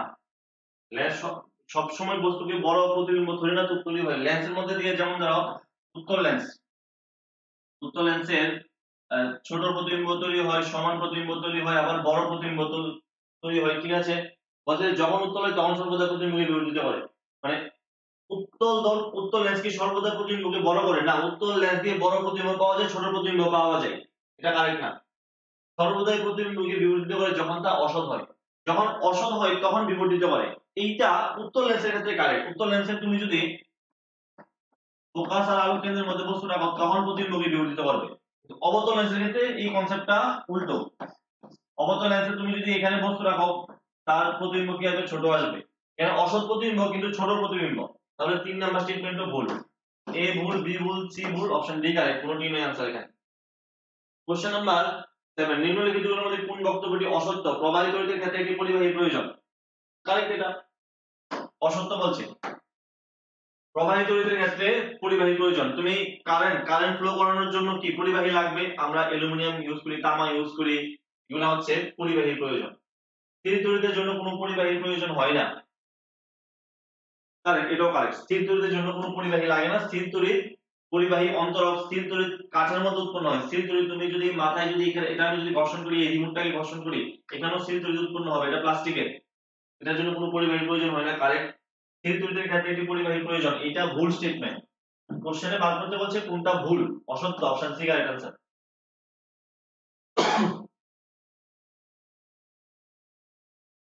গ্রহাণু বেল্ট দেখা যায়, গ্রহাণু বেল্ট বা অ্যাস্টেরয়েড বেল্ট বলা হয় এটাকে, কার মধ্যে দেখা যায়, গ্রহাণু বেল্ট দেখা যায় মেইনলি মঙ্গল এবং বৃহস্পতির মধ্যে অনেক বড় একটা ফাঁকা স্থান আছে, ওইখানে গ্রহাণু বেল্ট দেখা যায়। কোশ্চেন নাম্বার 2018 এর শেষ, আমাদের 2019 এ দেখো, নিম্নলিখিতগুলোর মধ্যে কোনটি জাগ্র সূত্র হিসেবে পরিচিত, নিউটনের প্রথম সূত্র থেকে আমরা জাগ্রের কনসেপ্ট পাই, নিউটনের প্রথম সূত্রকেই জাগ্রের সূত্র বলা হয়। নেক্সট দেখো, নিচের কোনটি চাপের একক নয়, দেখো এইখানে অনেকগুলো একক আছে, পাস্কাল চাপের একক, মিলিমিটার পারদ, মিলিমিটার এসজি চাপের একক, মিলিমিটার পারদের আরেকটা নাম হচ্ছে টর চাপের একক, নিউটন কিভাবে চাপের একক হবে, নিউটন তো বলের একক, আনসার হবে অপশন ডি। দেখো আগুন থেকে সমুদ্রতে পাশাপাশি এবং উপরের মধ্যে, উপরে বেশি গরম লাগে কারণ আগুন তুমি জ্বালালে এখানে সাইডের থেকে উপরে বেশি হিট লাগে, কেন লাগে, কারণ হচ্ছে তুমি যখন আগুন জ্বালাবে সেটার মধ্যে পরিবহন প্রক্রিয়াও হয়, পরিবহন, পরিচলন, বিকিরণ, মানে কন্ডাকশন, কনভেকশন, রেডিয়েশন সবগুলা হয়, বিশেষ করে রেডিয়েশনটা হবে এখানে, রেডিয়েশন আর কনভেকশন বায়ুর মধ্যে দিয়ে। তাহলে এটা কারণটা হচ্ছে তোমার পরিবহন, পরিচলন, বিকিরণ উপরের দিকে তাপ প্রবাহকে নিয়ে যেতে তাৎপর্যপূর্ণ ভূমিকা পালন করবে, এটা হবে কারেক্ট आंसर। তিনটা মিলে উপর বায়ুকে যে গরম বায়ুটাকে উপরের দিকে নিয়ে যায়, তার জন্য উপরে বেশি আমাদের গরম লাগে। কোশ্চেন নাম্বার 4, প্রতিটি প্রতিধ্বনি স্পষ্টভাবে শুনতে হলে মূল ধ্বনি এবং প্রতিধ্বনির মধ্যেকার সময়ান্তর হতে হবে অন্তত, প্রতিটি প্রতিধ্বনি স্পষ্টভাবে শুনতে হলে মূল ধ্বনি এবং প্রতিধ্বনির মধ্যেকার সময়ান্তর হতে হবে। দেখো এই হচ্ছে উৎস, এ হচ্ছে এখানে শ্রোতা, এখান থেকে উৎস, এখান থেকে ধরো শ্রোতা না, এটা হচ্ছে প্রতিফলক,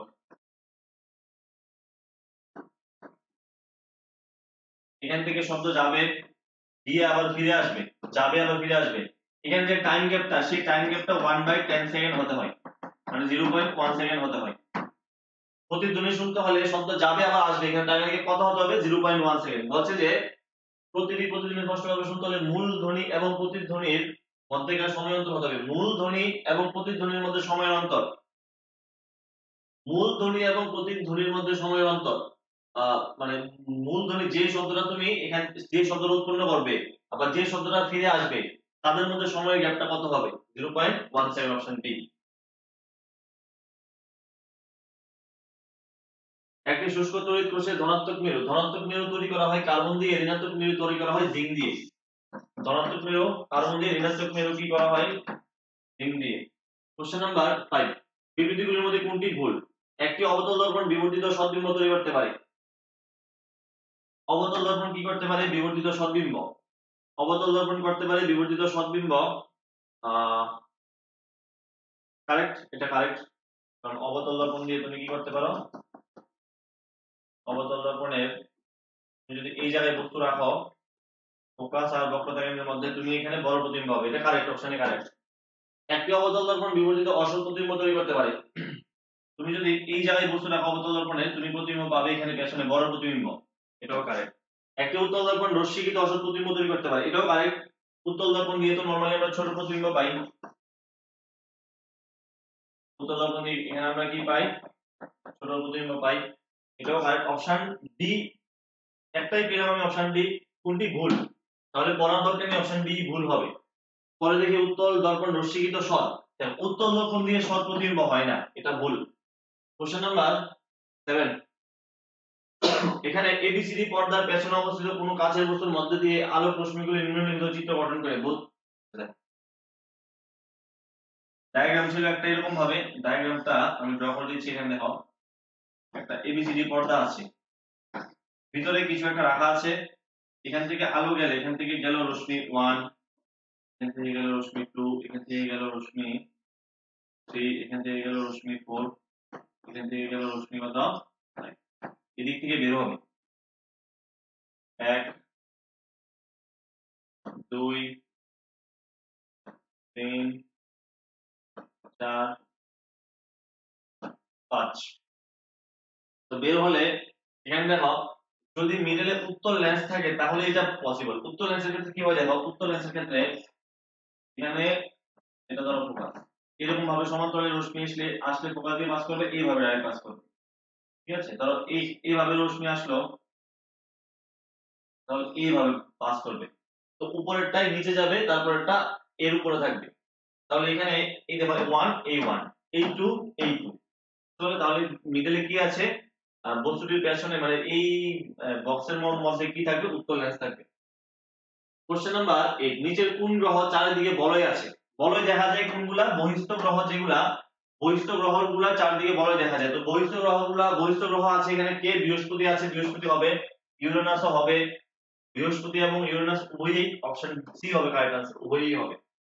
মানে নরমালি এ ও হয় বি ও হয়, কিন্তু অপশন সি তে দেওয়া আছে উভয়ই, তাহলে উভয়ই হবে আনসার। সবচেয়ে বড় উপগ্রহ কে? সবচেয়ে বড় উপগ্রহ হচ্ছে তোমার গ্যানিমেড, যেটা বৃহস্পতির উপগ্রহ। গ্যাস গ্রহের চারদিকে ঘুরে, আর কোন গ্রহে? বৃহস্পতি গ্রহের চারদিকে ঘুরে। আনসার হবে অপশন এ, বৃহস্পতি গ্রহের চারদিকে ঘুরে। কোশ্চেন নাম্বার 2021 এবং 22, দেখো 6টা কোশ্চেন পেপার শেষ আমাদের অলরেডি। এখন আমাদের বাকি আছে কয়টা? আর দুইটা বাকি আছে, 21 এবং 2021 এবং 2022। তো 2021 দেখো ওডোমিটার ব্যবহৃত হয় দূরত্ব পরিমাপের জন্য, কি? ডিসটেন্স মেজারমেন্টের জন্য। দ্রুতি পরিমাপের জন্য কি ইউজ করা হয়? পিরোমিটার। নেক্সট দেখো, দন্ত চিকিৎসকেরা ব্যবহার করেন কি দিয়ে? ব্যবহার করে দন্ত চিকিৎসকেরা ব্যবহার করেন অবতল আয়না, মানে অবতল দর্পণ। কেন ব্যবহার করেন? বড় জিনিস দেখার জন্য। অবতল দর্পণের তুমি যদি ফোকাস ও মেরুর মধ্যে বস্তু রাখো, সেটার বড় প্রতিবিম্ব এইদিকে তৈরি হবে। এই প্রপার্টির জন্য দন্ত চিকিৎসকেরা অবতল দর্পণ ইউজ করেন। নেক্সট কোশ্চেন, তাপমাত্রা হলো এক প্রকার চাপ। তাপমাত্রা কিভাবে চাপ হবে? তাপমাত্রা তো, চাপের সঙ্গে তাপমাত্রার কোনো কনসেপ্টই নেই, কাহিনী নেই। শক্তি না, তাপ হচ্ছে এক প্রকার শক্তি। তাপমাত্রা শক্তি না, বল হবে না। অপশন ডি হবে কারেক্ট আনসার। আসলে তাপমাত্রা কি? তাপমাত্রা হচ্ছে অ্যাকচুয়ালি তোমার বলতে পারো তুমি যে তাপের ফল হচ্ছে তাপমাত্রা এমন একটা জিনিস যেটার কারণে আমরা কি করি হট বা কোল্ড ফিল করি, গরম বা ঠান্ডা ফিল করি, এটা হচ্ছে তাপমাত্রা। তাপমাত্রা একটা ফিল করার জিনিস। বা আমরা যদি একটু সাইন্টিফিক্যালি জবাবটা মানে আনসারটা দিই সেটা হবে তাপমাত্রা হচ্ছে গ্যাসের অণুগুলির, গ্যাস তুমি যখন বলতে পারো অণুগুলির গড় গতিশক্তি দিয়ে তাপমাত্রা হিসেব করা হয়। ঠিক আছে, তাহলে কোনটাই আনসার হবে না, option D correct answer. Next question দেখো, গ্রহের গতি সংক্রান্ত কেপলারের সূত্র অনুযায়ী কক্ষপথের পরীক্ষ মানে ব্যাসার্ধ আর সূর্যের চারপাশে গ্রহের কক্ষীয় পর্যায়কালের সম্পর্ক কোনটা হবে? T square proportional to R cube. T square proportional to R cube. এটা একটা আউট অফ সিলেবাস কোশ্চেন এসেছিল, আমাদের সিলেবাসের অন্তর্গত না এই জিনিসটা। যাই হোক, কেপলারের তিনটা সূত্র আছে, এটা 3 নাম্বার সূত্র। এই কোশ্চেনটা স্টার মার্কও পড়েছিল 2021 এ যখন এসেছিল। যাক, আমি যখন সোলার সিস্টেম চ্যাপ্টার আমি ওয়ান শট করাবো, সোলার সিস্টেম যখন ওয়ান শট করাবো তখন আমি কোশ্চেনটা অবশ্যই কেপলারের সূত্রগুলি ডিসকাস করব। শব্দ তরঙ্গ সবচেয়ে দ্রুতগামী হয়, যেমন 3বার এসেছে এই কোশ্চেনটা। লাস্ট প্রিভিয়াস ইয়ারে আমরা যতগুলো কোশ্চেন করেছি 3বার এই কোশ্চেনটা পেয়েছি। শব্দ সবচেয়ে বেশি ফাস্ট ট্রাভেল করে কোথায়? গতির মাধ্যমে। কোশ্চেন নাম্বার 6, সোনার মাধ্যমে সমুদ্রের গভীরতা মাপার জন্য নিম্নলিখিত কোন শব্দ তরঙ্গ ব্যবহার করা হয়? সোনারের মধ্যে ইউজ করা হয় শব্দ তরঙ্গ, আল্ট্রাসোনিক সাউন্ড। আল্ট্রাসোনিক সাউন্ড যেটা 20,000 হার্টজের বেশি ওইটা ইউজ করা হয়। সেটা কোনটা হবে এখানে? বেতার, শ্রবণাতীত, অবশ্রব্য। আচ্ছা, এখানে বাংলা নামটা দেখে যদি কারোর কনফিউশন হয় ইংলিশ নামটা দেখে নিও, আল্ট্রাসাউন্ড। এটা হবে অপশন বি, শ্রবণাতীত তরঙ্গ। এবার নিম্নলিখিতগুলোর মধ্যে কোনটি বিদ্যুৎ শক্তিকে তাপ শক্তিতে রূপান্তরিত করে? এটা আনসার হবে রেজিস্টার। বিদ্যুৎ শক্তিকে তাপ শক্তিতে রূপান্তরিত করে, এটা আনসার হবে কি? রেজিস্টার। ঠিক আছে, কিভাবে রূপান্তর করে কি না আমরা মানে চ্যাপ্টার যখন করব ডিসকাস অবশ্যই করব, আমি এটা এই সবগুলা সম্পর্কে ডিসকাস করে দেব। দেখো কোশ্চেন নাম্বার 9 সরি 8, একটি বিচ্ছিন্ন সিস্টেমের মোট আধান নেট আধান। দেখো কোশ্চেনের মধ্যে আহ বাংলাতে দেওয়া আছে কোশ্চেন, কিন্তু এখানের মধ্যে নেট দেওয়া আছে আবার মোট না দিয়ে। আধান সর্বদা ধ্রুবক থাকে, একে বলা হয় আধানের সংরক্ষণ সূত্র। কোন একটা বিচ্ছিন্ন আধানের মোট, কোন একটা বিচ্ছিন্ন সিস্টেমের মোট আধান সর্বদা কি থাকে? ধ্রুবক থাকে, সেটাকে বলে আধানের সংরক্ষণ সূত্র। বলের ঘাতের মাত্রা, এটাও 2021 এ এসেছিল আউট অফ সিলেবাস কোশ্চেন। মাত্রা রিলেটেড কোনো কোশ্চেন আমাদের এক্সামে আসার কথা না, কারণ মাত্রা যে টপিকটা সেটা ক্লাস আপ টু 10 লেভেল পর্যন্ত মাত্রা নেই আমাদের স্কুলের বইয়ে। মাত্রা স্টার্টিং হয় 11 থেকে, তো আমাদের আসার কথা না, এটা এসছে, এটা স্টার মার্ক পড়েছিল পরবর্তী সময়ে। এই কোশ্চেনের 3 মার্কস পেয়েছে সবাই। এটা आंसर হবে mlt -1। বলের ঘাত হচ্ছে তোমার I F * T। তো এটা যদি তুমি মাত্রা বার করো, বলের মাত্রা হচ্ছে mlt -2 আর t এর মাত্রা হবে ক্যাপিটাল T, आंसर হবে mlt -1। এরকম। কোশ্চেন নাম্বার 22, 2022, নিচের নিচের নিচের গতিসমূহের কোনটির ক্ষেত্রে অতিক্রান্ত দূরত্ব সরণের মান সমান? দূরত্ব সরণ কখন সমান হয়? যখন কোনো বস্তু একটি গাড়ি সোজা রাস্তায় যখন চলে, সোজা রাস্তা বরাবর যখন চলবে তখন দূরত্ব সরণ কি হবে? সমান সমান হবে। দেখো দূরত্ব আর সরণের সঙ্গে এতটুকুই কনসেপ্ট।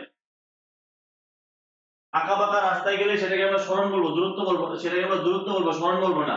কিন্তু স্ট্রেট লাইন বরাবর গেলে এটাকে আমরা দূরত্ব বলতে পারি, সরণও বলতে পারি। জলের অভ্যন্তরে থাকা বায়ুর বুদবুদ নিচের কোনটি নিয়ে আচরণ করে? এইটার যে পেছনে লজিক আছে, আমরা লাইট চ্যাপ্টার যখন করব অবশ্যই আমি ডিসকাস করব। একটা সূত্র আছে 1/f = mu l divide by mu m minus 1 lens মেকারের সূত্র বলে এটাকে 1/r1 মাইনাস 1/r2। এখানে বায়ুর বুদবুদের কথা বলছে, বায়ুর বুদবুদ, জলের ভিতরে যে বায়ুর বুদবুদ মানে এই এই বায়ুর বুদবুদটা কিসের মতো আচরণ করে? একটা লেন্সের মতো আচরণ করবে। বায়ুর বুদবুদটা এটার মধ্যে প্রতিবিম্ব দেখা যাবে। সেটা কোন লেন্স? উত্তল লেন্স না অবতল লেন্সের মতো আচরণ করবে, না সমুত্তল লেন্স। তো এখানে ভিতরে আছে বায়ু, বায়ুর প্রতিসরাঙ্ক মিউ মানে বায়ুর প্রতিসরাঙ্ক কত হবে? বায়ুর প্রতিসরাঙ্ক 1। মিউ m কোথায় আছে? মিডিয়াম, জল মিডিয়াম বলতে এখানে কি জল, জলের প্রতিসরাঙ্ক 1.33। তো এই ক্যালকুলেশনটা করলে ফোকাসের ভ্যালু কি পাবে তুমি? এই ক্যালকুলেশন দরকার নেই, তো এত রুল ক্যালকুলেশন করলে ফোকাসের ভ্যালু নেগেটিভ ভ্যালু পাবে। তো নেগেটিভ ফোকাস কার হয়? অবতল লেন্সে নেগেটিভ ফোকাস হয়। তাহলে জলের ভিতরে থাকা একটা বায়ুর বুদবুদ অবতল লেন্সের মতো আচরণ করবে। একটি গতিশীল কণার ত্বরণ পাওয়া যায়। গতিশীল কণার ত্বরণ কিভাবে পাওয়া যায়?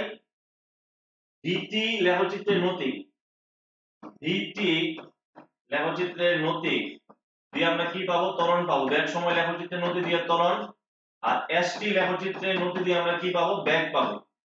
আমরা কি পাবো? ব্যাক। এখানে আমরা কি পাবো? ব্যাক সময় লেখচিত্র বর্ণিত ক্ষেত্রফল দ্বারা ত্বরণ পাবো, ব্যাক সময় লেখচিত্রের আকার দ্বারা, ব্যাক সময় লেখচিত্রের নতি দ্বারা। Option D guys answer.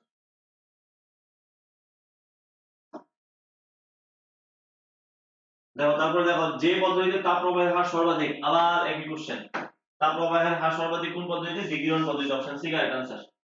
Next question দেখো, তাপ প্রবাহের সবচেয়ে বেশি হয় ফাস্টেস্ট হয় বিকিরণ পদ্ধতিতে। এটা আলোর বেগে তাপ প্রবাহিত হয়। সূর্য থেকে পৃথিবীতে আলোর বেগে তাপ আসে 3 × 10⁻⁸ মিটার পার সেকেন্ড।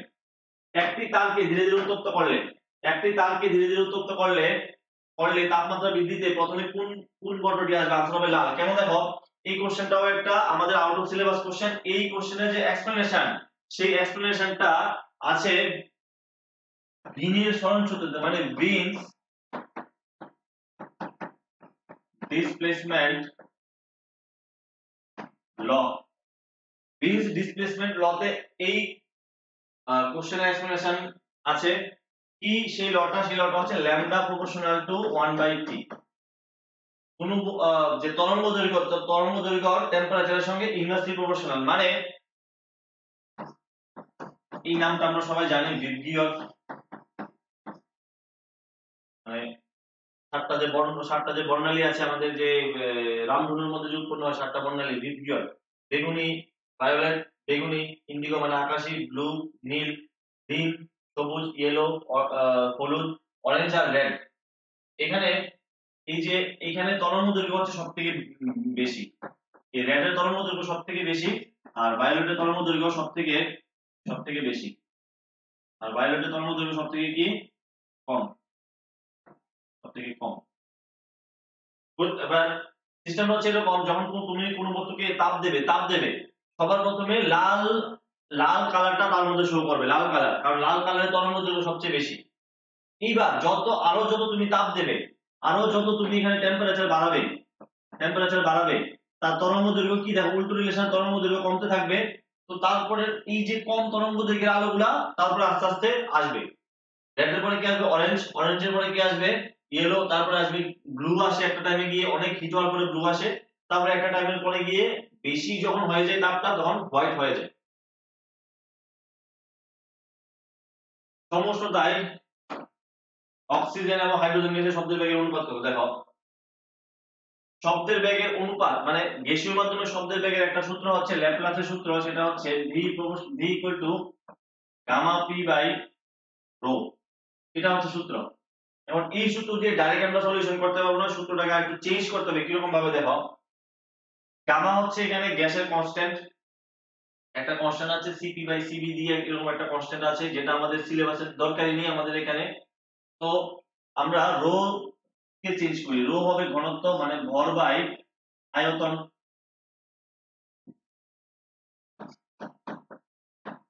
আমরা এখানে লিখতে পারি m by P V. Rho equal to m by V, V টা উপরে চলে যাবে, নিচে হবে m গামা। গ্যাসের ক্ষেত্রে আরেকটা ইকুয়েশন আছে পিভি ইকুয়াল টু আরটি। তোমরা সবাই জানো এই ইকুয়েশনের কথা, কারণ এমন কোন সায়েন্স স্টুডেন্ট বাদ নেই যে এই ইকুয়েশনকে চেনে না। গ্যাসের একটা equation PV equal to nRT, এক মোল গ্যাসের ক্ষেত্রে পিভি ইকুয়াল টু আরটি লিখতে পারি আমরা। এখানে পিভি যাওয়ার কত লিখতে পারি? আরটি। এখানে শব্দের বেগের ক্ষেত্রে এই তিনটা ভ্যালু কনস্ট্যান্ট, ডাইরেক্টলি ডিপেন্ড করবে কার উপরে? √1/m, ভরের উপরে। এবার এখানে বলছে যে একটা হচ্ছে কত? অক্সিজেন গ্যাস VO2, আর একটা হচ্ছে কি হাইড্রোজেন গ্যাস।